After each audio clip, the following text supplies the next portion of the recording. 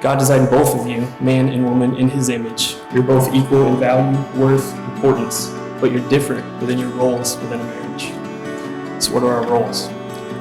So Jesse, God designed you to be the spiritual leader of the family. He desires you to lead Kayla and your family in the way that he leads his bride, the church. So he calls you to be a servant leader and to represent to her and your family an image of what Christ is to his bride. We're to care for our wives as husbands. We are to encourage their passions, protect our households from the pitfalls of life, whether spiritual, physical, or emotional. Lift the burdens from our wives. Listen to their struggles.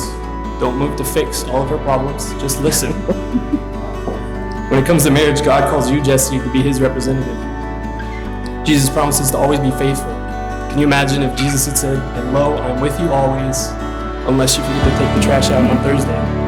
Right? That's not the kind of love that Jesus shows us. That's not the kind of Savior I want to follow. It's not the Savior I want to follow. Instead, Christ's love is so much more than just following a set of rules.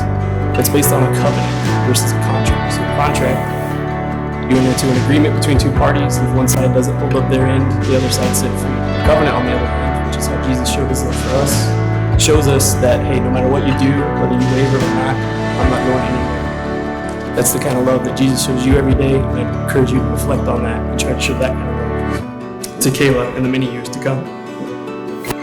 Jesus also promises to be our protector and provider.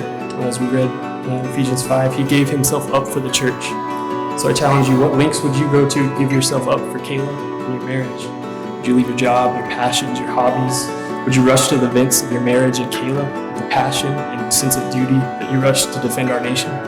Would you sacrifice your time, money, effort for her good and God's glory? Through it all, God's going to work in you, Jesse, to expose things and work in you and improve you to be more of the man that God's called you to be. I would challenge you to just reflect and know that you are loving her because you were first loved, pursuing Kayla's heart because God first pursued yours, forgiving because you were first forgiven, and remaining faithful because God will always remain faithful to you. Kayla, the Bible outlines that a husband is the primary protector and provider of the household. That doesn't mean he's the only protector and provider of the household. I can imagine God in heaven when he makes man, he says, look at this creature created in my image. He has all the strength and courage, but he doesn't have any of the compassion, patience, multitasking, level-headedness that's going to be needed for the millennium to come. So Kayla, you don't need to leave everything behind here at the altar. The Bible doesn't tell you to do that. It tells you to pursue God with the same passion that your husband does. It calls you to be a trusted advisor to Jesse, to lift him up and support him in everything. I would encourage you to reflect on Proverbs 31. It describes a good wife. I have a few things for you to think about. So criticize from a place of love. So when Jesse starts to waver a little bit, you need to be there to advise him and correct him, but do so privately, do so biblically, and do so from a place of love. The second thing is talk it out. So I know for me and my wife Lauren, most of our I'll call them discussions usually end from the place of, well, that's not what I thought you meant when you said that. So be open and honest. Think back to your day. Think back to the promises he's going to make to you. He has your best intentions in mind. Third thing is choose your words carefully. You're going to know Jesse better than anyone.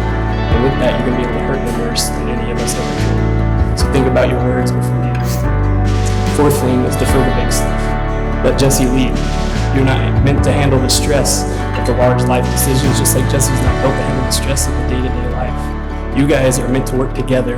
You're everything that he's not, and you're everything that she's not. So you're supposed to work together, support each other, give input to each other when it comes to making decisions. Finally, for you, Kayla, show mercy to Jesse, because he's going to mess up, and he's going to need the mercy that God shows to you every day. You're going to need to show some of that mercy to Jesse. Finally, for both of you, God's creating a new family right here in front of us. So we talked about how you're leaving your father and your mother behind and you're joining. You're becoming your own immediate family here. You're leaving your parents in every way, whether that's physically, spiritually, emotionally, financially. I've talked to both of you for quite a bit. I had a chance to talk to Dave and Jamie about the effort and the time that you guys spent in your pre-marriage class.